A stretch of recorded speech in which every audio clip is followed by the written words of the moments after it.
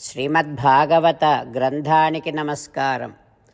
నిగమకల్పతరోర్గళితం ఫలం సుఖముఖాదమృతద్రవ సంయుతం పిబత భాగవతం రసమాలయం ముహురహో రసికా భువి భావుకాః.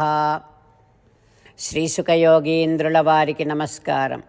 యం ప్రవ్రజంతమనుపేతమపేతకృత్యం ద్వైపాయనో విరహకాతర ఆజుహావ పుత్రేతి తన్మయతయా తరవోభినేదుః తం సర్వభూతహృదయం మునిమానతోస్మి.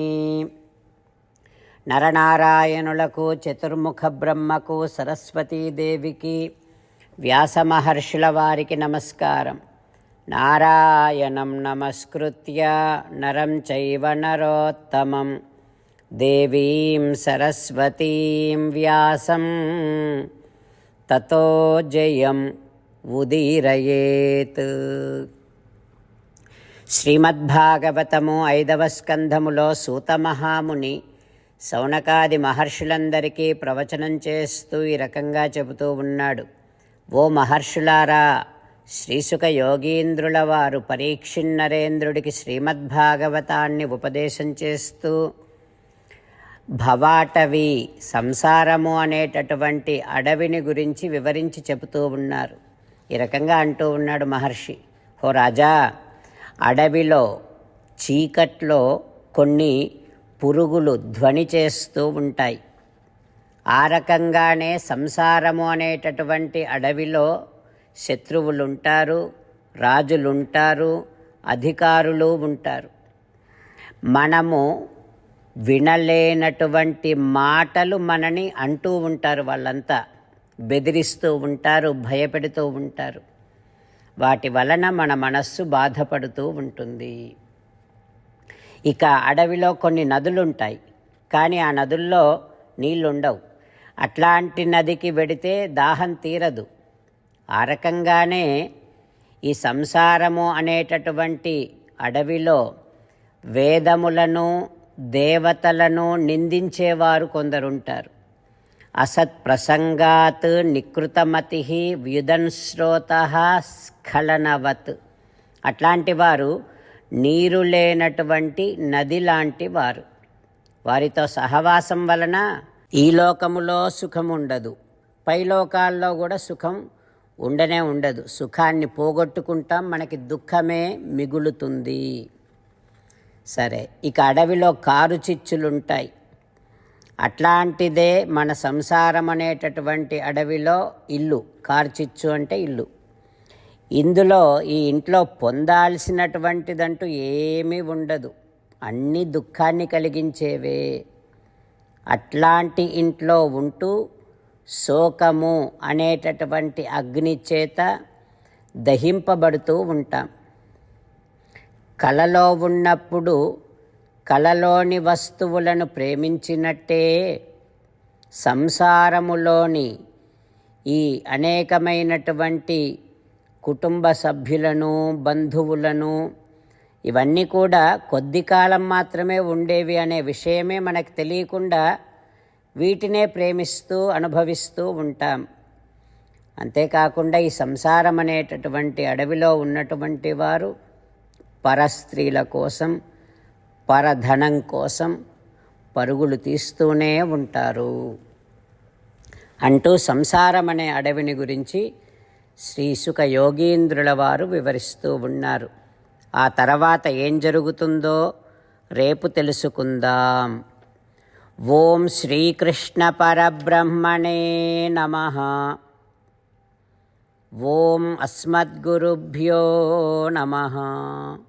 అంతేకాకుండా మనం ప్రతిరోజు శ్రీమన్నారాయణుడికి ఒక 8 పనులు చేస్తాం అని మాట ఇద్దాం. ఎందుకంటే శ్రీకృష్ణ భగవానుడు 18వ అధ్యాయములో 65 నుండి 70వ శ్లోకాల ద్వారా శ్రీమద్భగవద్గీత అంతటికీ సారభూతముగా మనకు 8 పనులు చేయమని చెప్పాడు. అలా చేస్తే చాలు, నేను మిమ్మల్ని అన్ని విధాలుగా రక్షిస్తా అని ప్రమాణపూర్వకముగా ప్రతిజ్ఞ కూడా చేశాడు. అందుకని శ్రీమద్భగవద్గీతను అంతటినీ విన్న తర్వాత అర్జునుడు కూడా చివరకు కరిష్యే వచనం తవ, కృష్ణ నువ్వు చెప్పినట్టే చేస్తా అని అన్నాడు కనుకనే భగవానుడు అర్జునుడికి అన్ని విధాల విజయాన్ని అందించాడు. మనం కూడా ప్రతిరోజు శ్రీమన్నారాయణుడికి ఆ రకంగానే మాట ఇద్దాం. 8 పనులు చేస్తాం అని మనము మాట ఇస్తే అది అష్టాక్షరీ మహామంత్ర జపము చేసినటువంటి ఫలితాన్ని మనకు ప్రతిరోజు ఇస్తుంది. ఇట్లా మాట ఇవ్వటం కంటే గొప్ప పూజ, యజ్ఞము, తపస్సు మరొక్కటి లేనే లేదు. అందుకని నేను అంటూ ఉంటాను, మీరు మనస్సులో భావిస్తూ ఉండండి. ఈ రకంగా మనము మాట ఇస్తూ ఉంటే శ్రీకృష్ణ భగవానుడి ముఖారవిందములో కలిగేటటువంటి ఆనందాన్ని మనం ప్రతిరోజు దర్శిద్దాం, ఆస్వాదిద్దాం. జై శ్రీమన్నారాయణ. హో శ్రీమన్నారాయణ, నువ్వు చెయ్యమన్నట్టే నేను నిన్నే సంతతము ధ్యానము చేస్తూ ఉంటా. హో శ్రీమన్నారాయణ, నువ్వు చెప్పినట్టే నేను నీ భక్తుడిగానే ఉంటా. హో శ్రీమన్నారాయణ, నువ్వు చెయ్యమన్నట్టే నేను నా విధులను, కర్తవ్యాలను నీ సేవగా, నీ తృప్తి కోసమనే సక్రమంగా నిర్వర్తిస్తూ ఉంటా. హో శ్రీమన్నారాయణ, నువ్వు చెప్పినట్టే నేను నీవాడిని అనే మహావిశ్వాసముతో నీకే నమస్కరిస్తూ ఉంటా. హో శ్రీమన్నారాయణ, మామేకం శరణం వ్రజ, నన్ను ఒక్కడిని మాత్రమే శరణు వేడుకో అని నువ్వే అన్నావు కనుక నేను నిన్ను ఒక్కడిని మాత్రమే శరణు వేడుకుంటా. హో శ్రీమన్నారాయణ, మా శుచః, ఇక దుఃఖించకు అని నువ్వే నాకు భరోసా ఇస్తున్నావు కనుక నేను ఇక దుఃఖించను. హో శ్రీమన్నారాయణ, నువ్వు చెప్పినట్టే నువ్వు నా కోసమని అనుగ్రహించినటువంటి శ్రీమద్భగవద్గీతను ప్రతిరోజు కనీసము ఒక్క శ్లోకాన్నైనా జ్ఞాపకం చేసుకుంటూ శ్రీమద్భగవద్గీతను అనుసంధానము చేస్తూ ఉంటా. హో శ్రీమన్నారాయణ, నువ్వు చెప్పినట్టే నువ్వందరి కోసమని చెప్పినటువంటి శ్రీమద్భగవద్గీతను తెలియని భక్తులందరికీ తెలియచేసే నా వంతు ప్రయత్నాన్ని నేను నిరంతరము కొనసాగిస్తూనే ఉంటా. హో శ్రీమన్నారాయణ, నేను నువ్వు చెప్పినట్టే చేస్తా, నీకు నచ్చినట్టే ప్రవర్తిస్తా, నీకోసమే పని చేస్తూ ఉంటా.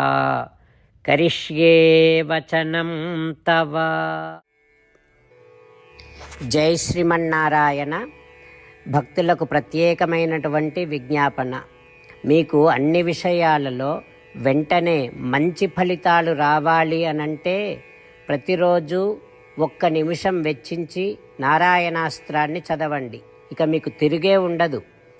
నారాయణాస్త్రాన్ని పొందడానికి మీరేం చేయాలంటే నారాయణాస్త్రం అనే వెబ్సైట్కి వెళ్ళి మీ పేరు, మీ ఈమెయిల్ ఇస్తే మీ ఈమెయిల్కి నారాయణాస్త్రం PDF వస్తుంది. అందులో ఒక రామాయణ శ్లోకం, ఒక గీతా శ్లోకం, ఒక విష్ణునామం ఉంటాయి. ఆ 3ంటిని కలిపి నారాయణాస్త్రం అంటాం. ప్రతి ఒక్కరికి వేరువేరు శ్లోకాలను ఇస్తున్నాం. ఆ రకంగా ఎవరి శ్లోకాన్ని వారు ప్రతిరోజు తప్పనిసరిగా చదవటం వలన ప్రతిరోజు ప్రతి 24,000 భక్తులతో ఒకసారి సంపూర్ణ రామాయణ పారాయణ, 33 సార్లు శ్రీమద్భగవద్గీత పారాయణ, 24 సార్లు శ్రీ విష్ణు సహస్రనామ స్తోత్ర పారాయణ జరుగుతుంది. ప్రతి ఒక్కరికి అంతటి విశేష ఫలితము ప్రతిరోజు లభిస్తుంది.